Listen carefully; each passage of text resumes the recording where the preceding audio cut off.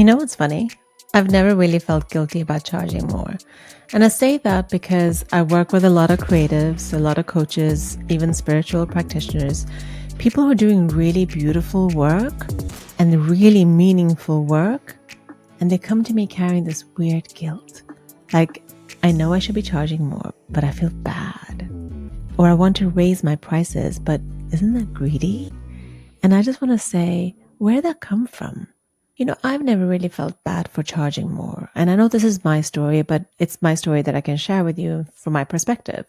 What I've felt is the cost of charging too little. I'll share some examples of where this has come up. I seem to be working at two extremes. I do things for free because I genuinely want to help, and I do things at a high price point because when you're in a committed container, you pay. But that murky middle, that's the one I struggle with. That affordable but not too cheap pricing tier. That has never really worked for me. It's that middle ground. A while ago, I launched a lower price program, something more accessible. I wanted 50 people in it, and I do this to give more people a chance to experience the work that I do. And it worked. I wanted 50 people. I got 50 people, even pre-launch. But when the live call started, there were only around 6 or 20 people at most who were showing up. And I thought, hang on, this doesn't feel good because I care. I put effort into the calls. I show up with full energy. But when people don't engage, when they don't value what you're doing and what they've bought, that drains me. It drains me a lot. And I protect my energy fiercely. So even though people kept asking to join, and even though I raised the price a bit, I shut the whole thing down. It didn't feel aligned. People say, I want to help more people. And I do too. That's why I give so much away for free. But when we're working together, when I'm in your business, in your head, in your corner, you pay. Because that isn't content, that's guidance. That's a transformation. That's bespoke. And bespoke, it costs money. It just does. I had a client, a spiritual kind, very, very gifted. They were charging around 500 for a session, and they didn't know when the next client would come along or when the next session would be booked. So there was no predictability. We were working on their pricing, but more importantly, on their beliefs. There was some really deep-rooted trauma, some self-doubt, some fears that needed to be unblocked before the ask for 20K could even be made. It took sessions, a lot of digging, a lot of silence too. But eventually, they were ready to try, to ask for what they really wanted to charge. Not 500, but 20K. And not only did that someone they were asking say yes without an objection, 3 others did as well. That's what's possible. But the key is this. It is not our job to decide what's possible for others. We are not the keeper of their wallets. They are. Even for me, it took a shift. Back in the day when I was coaching and I started, I used to charge $1,500 for private coaching for 3 months. But someone pointed something out to me. You say you work with creatives, but deep down, you don't even believe that they'll pay more. And that's on me. That was my own limiting belief. But here's how I handled it. Within 48 hours, I had a sales call.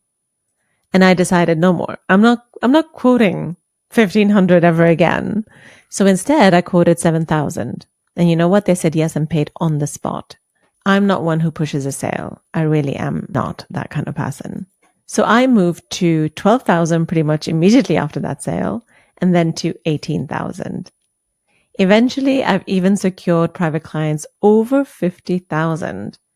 And don't get too scared.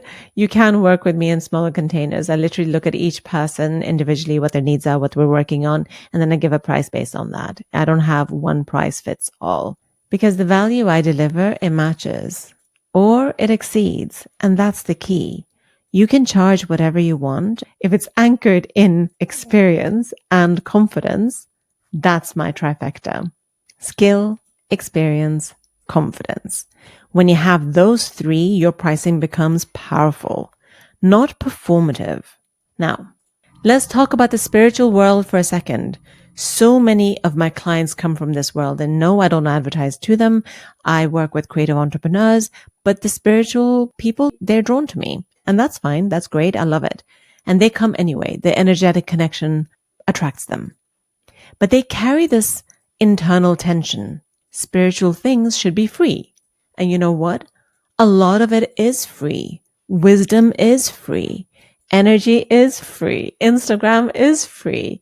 You go on YouTube, you go on TikTok, you go on Google. It is free. But if you want me and my eyes on your business, my heart in your mission, my strategy, my time, that's not free. That's not content. That's my contribution. And I want you to think about this a little bit from your own perspective. So I speak about my scenario, but this is reflecting you. So if you're listening to this and you've been sitting on a price increase, here's what I want you to ask yourself. Do I have the skill? Do I have the experience? Do I have the confidence? And if one of those things is missing, what's the next bold step to build it? Because pricing, it really isn't just a number. It's an energetic agreement. And when the price is right for you and for them, everything moves faster. It's cleaner. It is aligned. You don't need to justify your rates. No, you don't. You need to believe them. You need to embody them.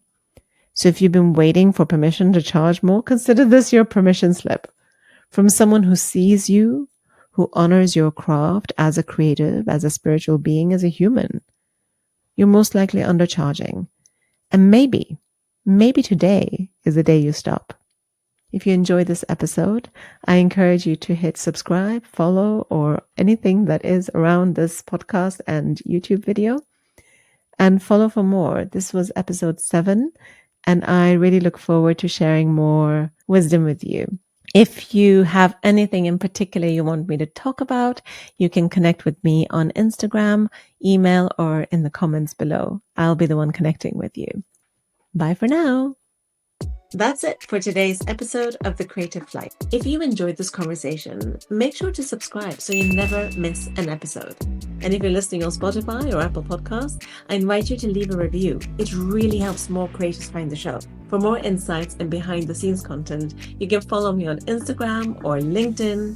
You can also check out my resources on ivymalik.com. Thanks for tuning in. I'll see you next time. Until then, keep creating, keep pushing those boundaries, and keep taking flight.